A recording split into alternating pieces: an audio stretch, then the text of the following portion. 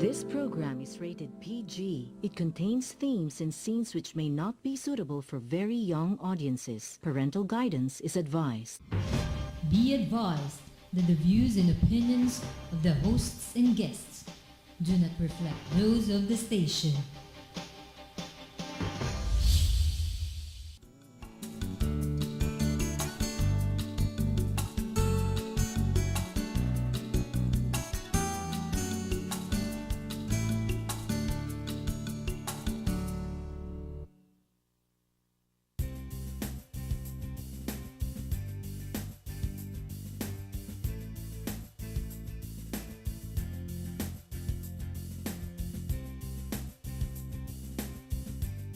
The government has found the need to expand the MacArthur Highway, formerly known as the Manila North Road, due to the heavy number of vehicles passing the route.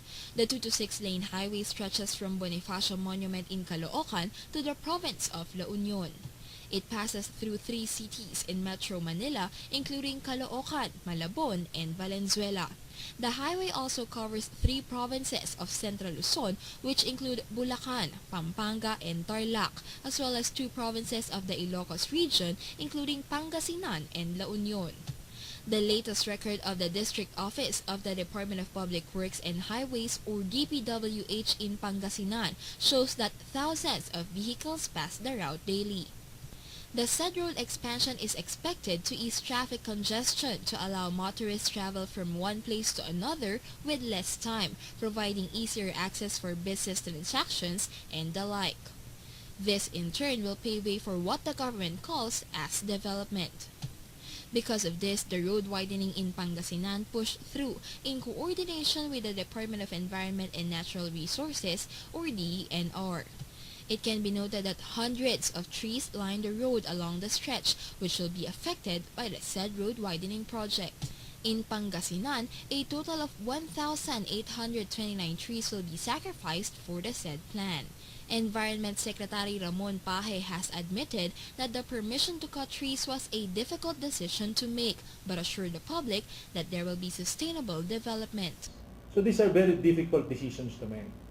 But as we always say, there is the role of the department is not to go for conservation alone or massive development. Our role is to balance it and make sure that whatever development we allow will be sustainable. The department further reiterated that they will closely monitor the compliance of the DPWH with their terms, which include the planting of 100 seedlings per 1 tree cut. So ngayon, under po dito, ang babantayan nyo na lang at i-ensure nyo na maitatanim yung mga puno. Yes ma'am, yung compliance po nila dito sa mga conditions ng permit, yun po yung imo-monitor ulit namin yung compliance ng DPWH. Despite the government's decision to push through with the expansion of the Manila North Road, several environmental advocates are still hoping that these uncut trees could still be saved. Good evening, ladies and gentlemen, and welcome to Philippines Uncut. I am your host, Buddy Cunanan. Now, in this show, we talk about everything under the sun, and tonight's topic is once again about one of our special advocacies, the environment. Now, folks, for those of you who've made the trip up to Baguio and further afield to Ilocos and the provinces of the northern Luzon area, have no doubt noticed that the Department of Public Works and Highways has embarked on a massive road widening project in 3 provinces, Pampanga, Tarlac, and Pangasinan. And no doubt, this has eased the flow of traffic in these provinces. There's also a huge environmental cost, and this is the cost by way of the cutting of decades and even centuries-old trees along these areas. And joining us today to talk about this tragic occurrence, this environmental disaster, is Patria Gwen Borsena, a sociologist and the president of Green Research. Good evening, Gwen. Welcome to Philippines Uncut. Good evening, Buddy. Thank you for inviting me here. This is my first time in your program, but I already guested in other GNN programs. Yes, in our old studio, I think, in Quezon City. Yeah. Now it's we've been in Makati for about a year and a half, almost 2 years, I think. Oh.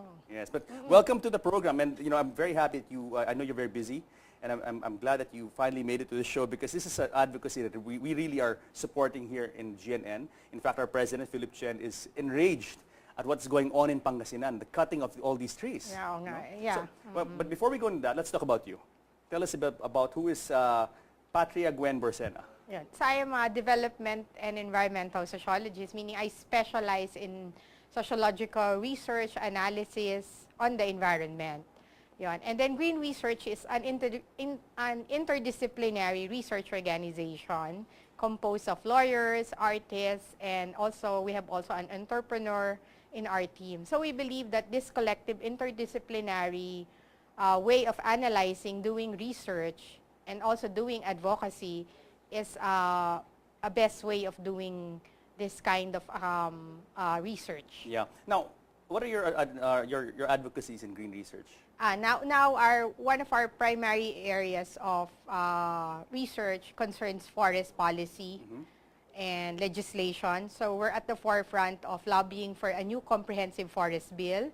Together with other green networks like our network, the Sagip Gubat Network, which we also form, with Haribon Foundation, with Save Sierra Madre, and other green groups like PAFID, we are lobbying for what we call the Forest Resources Bill, or FRB. Okay, the Forest Resources Bill. Yeah. Okay, before we get into that, I want to ask you some more questions about your organization. How big is Green Research? How old is it?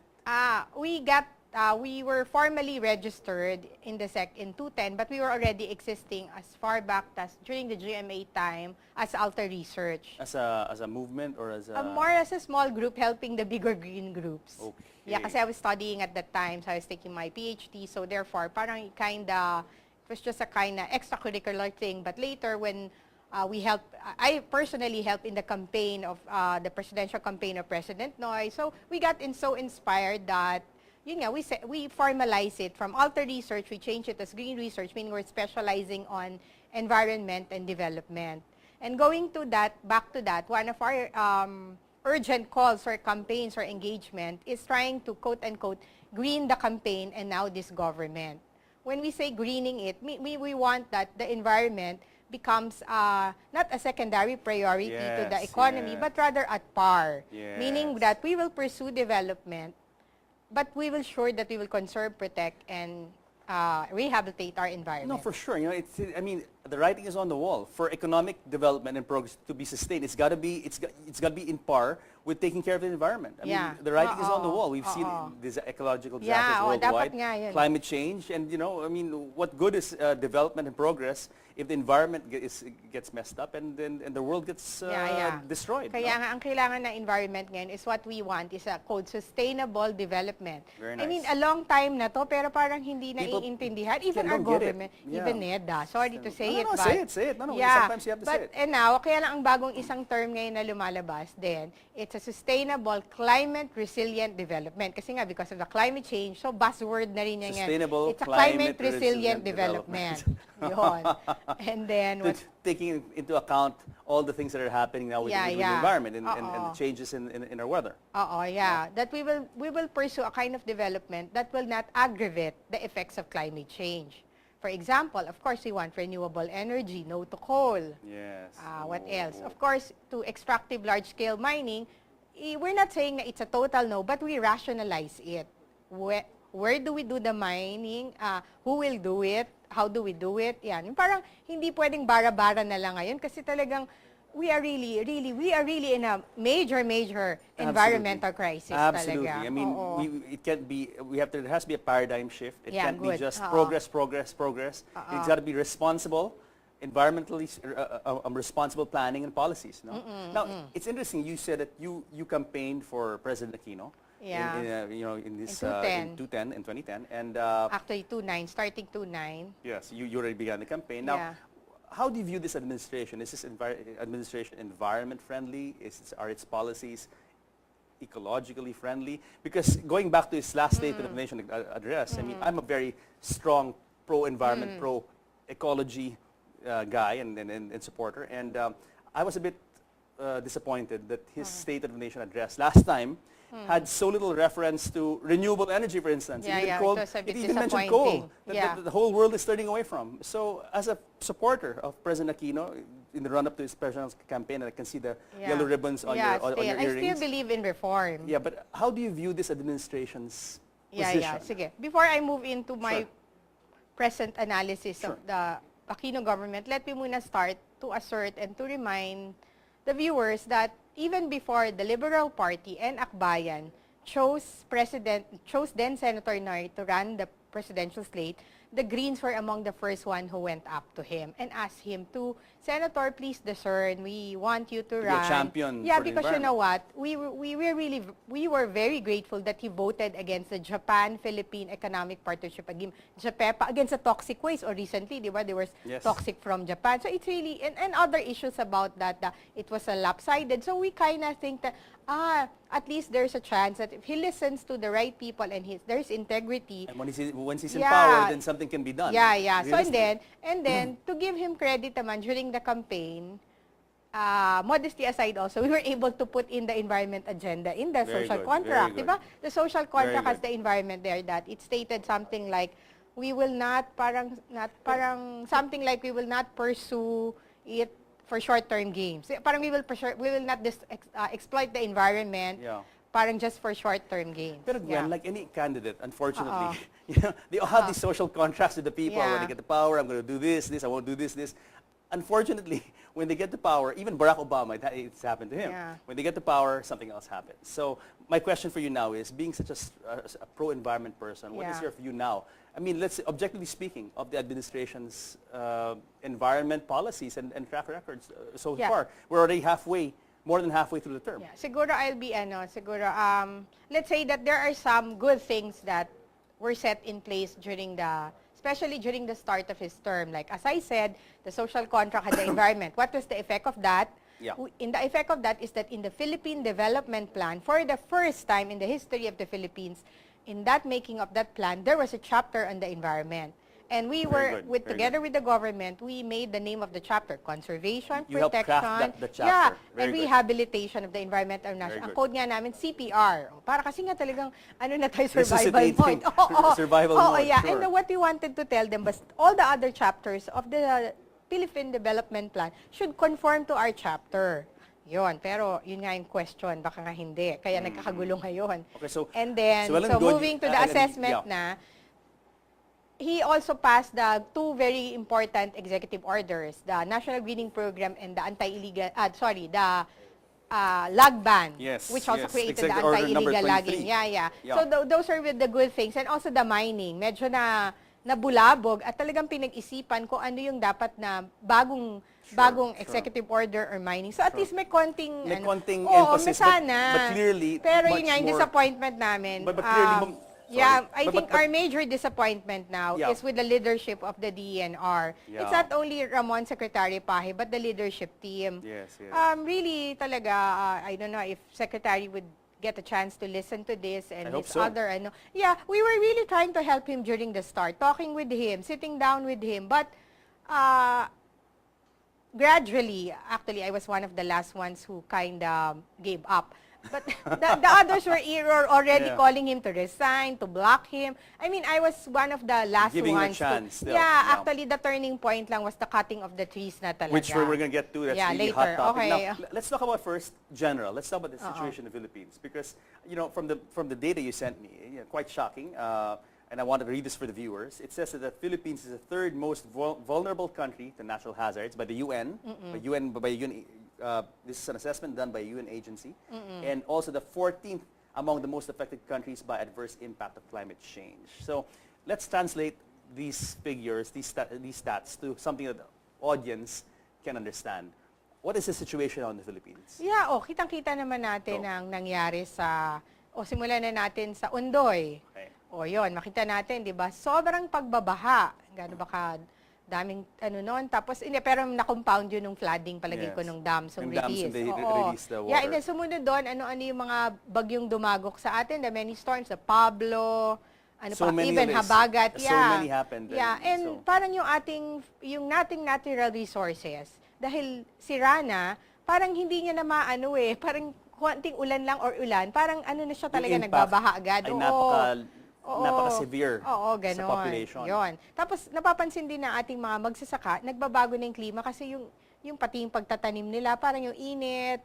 Tapos pati sa coastal, may tinatawag na acid, yung corals. Corals, because of the rising acidity Oh, ikaw, of you the dive, water. diba? No, Ikaw ba? I'm a Oo, diver, yeah, sure. yeah, And it oo, turns out, yun. yung corals, imbes na Oo. red siya, o green, o blue, Oo. ngayon, nabibleach. Oh, yun, Parang yun, puti-puti. that's the term, Ibig coral sabihin, patay bleaching. na. Oo, Patay yun. na siya. Oo, Yes. yun. So, ano pa yung nakikita nating At effects yung problema ng sa climate Pilipinas, Oo. very vulnerable tayo because number one, I think, and you can correct me if I'm wrong, we lie in the typhoon belt, number Yeah, one, so oo. more severe storms. Oo. And then coastal tayo. Yeah. We're an archipelago. So we're under threat by rising seas, Oo. by all these different disasters na marine link. Oo. Kaya tayo pang number 14 tayo sa climate change na affected. yes. Kasi dahil nga, di ba, katulad ng sinabi mo, coastal tayo. Eh, ang isang effect ng climate change, sea rise.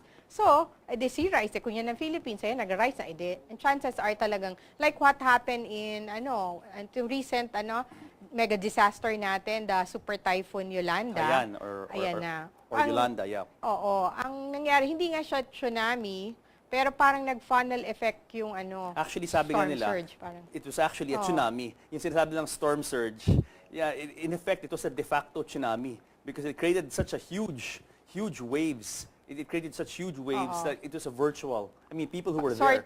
Pero parang I think not technical tsunami, but in effect, the power and the destruction was virtually a tsunami. That's what they say. Ang disturbing pa pala dito, next time hindi ko nadala yung climate change data ng analysis ng ating mga climate scientists in the Manila Observatory, which they also got data from the international. Nung papalapit pa lang talaga yung bagyo, laging naka-warning na daw sa international, it's coming to the Philippines, it's closer to the Philippines. Aba, hindi ko rin alam yun na parang tayo lang yung tinarget nung Yolanda, Yun yung parang problema gano'n. kasi we really lie in the path of the typhoons, di ba? Traditionally. And sabi nga ng mga UN and scientists all over the world, the storms will be, number one, increasing in frequency. Yeah, and increasing in ferocity. Yeah, oo. So as we can see, I mean, unprecedented what happened, no? Unprecedented. Yeah, talaga. Kaya nga dapat ma-realize na talaga nila, hindi pwedeng isa-intabi sa pagpaplano ang environment. Actually, when we were lobbying for the forest bill, ondoy pa lang nun sabi ko sa kanila, kasi merong mga other forces that wanted a different type of bill. They call it the Sustainable Forest Management Bill. Sounds nice. Akala mo, pero kami FRB. nice. Pero itong SFM, they still want to log in our secondary forest. Pero ang ganda pakinggan, sustainable daw. Pero Sustainable logging. yan ang pinopromote ng mga loggers and ng mga wood industry. And sad to say, some of our people in the government agency are supporting this instead of supporting us. In fact, the ENR, to our great disappointment, went all out na to support this bill instead of the bill that we think really supports EO23. Makes you wonder why. Anyway, don't answer that. Okay, let's go now to the meat of the topic. Let's talk about, we've been talking about Ondoy, we've been talking about Hayan, all these things, logging. Let's talk about what's going on right at our doorstep in this highway that all of us, Holy Week or Christmas holidays, we all go to Baguio, and it's something we see. We pass it every day. In fact, Mr. Chen, Philip Chen, the owner of GNN, was enraged. I said last December he went up for Christmas, and he was aghast because he's actually Taiwanese Filipino, and he said in Taiwan, this kind of thing doesn't happen. I mean, we protect our trees, no? And centuries-old trees. What are you guys doing? So, okay, let's talk about what's going on in Pangasinan, Gwen. What is the situation? Tell our viewers, please. Right now, many trees were already cut in Pangasinan. DNR gave a permit to DPWH to cut 1,829 trees and to earthball 107 sampling. What does earthball mean? Parang you don't cut the tree, but there is a way that you unroot it and you transplant it. Yeah. So a permit to cut 1,800 and to earthball, how many again? 107 sampling. Earthball. Yeah. All right. Continue. So there, I think the permit was given on November 4, and then there's a 90-day period that DPWH has to finish the cutting. In 90 days? Yeah. Okay. But DPWH will not be the one to cut. It will hire a contractor. It'll subcontract to do the cutting. Right. So there. So 90 days, meaning that the deadline was on February 7. Yan, 7-5. That's a lot of trees to cut in 90 days, 1,800. Yeah, kaya nga parang siguro people were siya kasi during mo in 1 tree. You cut it into 4 and then it spread out how many hundreds on And the, these are huge trees, as I said to the viewers. century-old. You know, people who've driven to Baguio, they see these huge trees. So you can't even put your arms around them because they're that big, no? And these are the kind of trees that they want to cut. Yun nga, nalungkot kami, no? Bumalik uli kami nung Thursday kasama si Father Robert, the running priest, and the head of our Green Convergence Movement, Dr. Nina Galang, and our forester, Dr. Roger Guzman of the Philippine Federation for Environmental Network, had said that these trees are century-old. He really saw it, yung cut na at saka yung hindi pa naputol. Kita mo din sa puno pala, binibilang Yung pala. rings, dyan mo makikita yung age ng trees as a ring. So, sasabi pa niya, naku, napakamahal nito. Pag he was computing it, and sabi niya, yun. So talagang, tapos ang medyo na-disturb pa kami, may repository yun or parang depot kung saan ilalagay lahat ng mga nung troso. December daw parang nakakalat-kalat pa lang, hindi pa nga naaayos. Pero ngayon may depot. Pero pagpunta namin sa depot, parang wala nagbabantay, parang yun. Okay, this is all very shocking. Okay, so let's go back. So a permit was given to cut 1,800 trees and in Pangasinan alone. And this is these trees were located in Sison, Poso Rubio, Binalonan, Urdaneta, Villasis, and Rosales. And so today, let's talk about stats. How many trees are left standing? There. You brought a very nice chart. Can you hold it up, please? So to date, it says here that please face. Sige. To date, di ba? The target is 1,829 trees. Yeah. Okay. And then, I think, There were 1,059 based on their report, the trees cut 1,059. Okay. And then, standing trees slash to be cut, 770. So meron pang 770 trees ang natitira.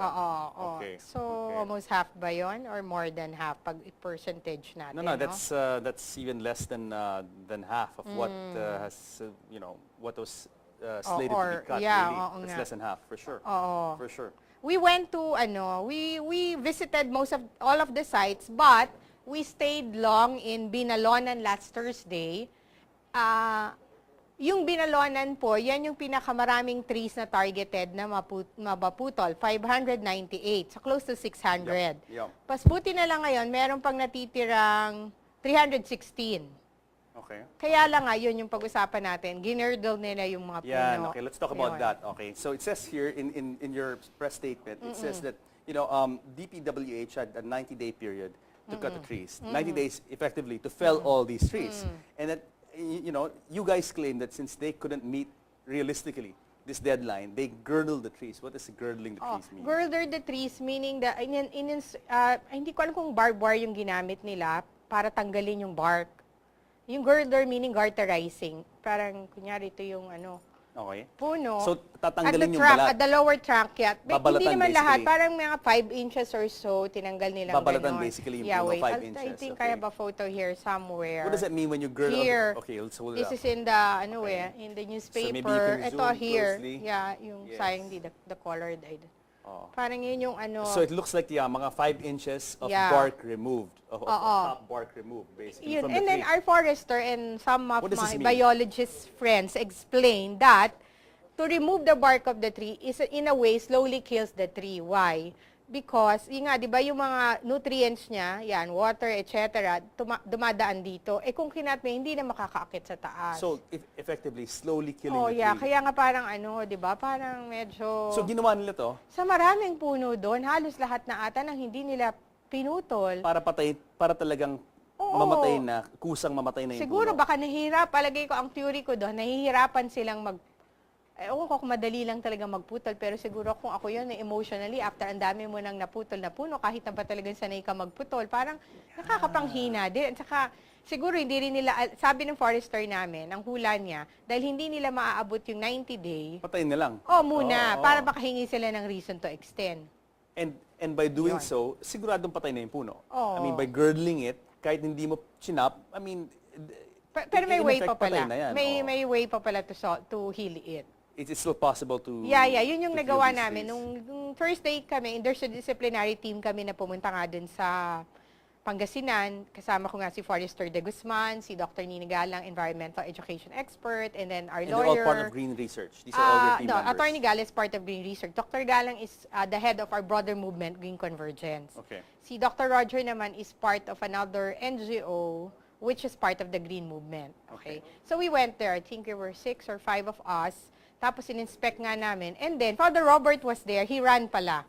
But before he made the symbolic run in Binalonan,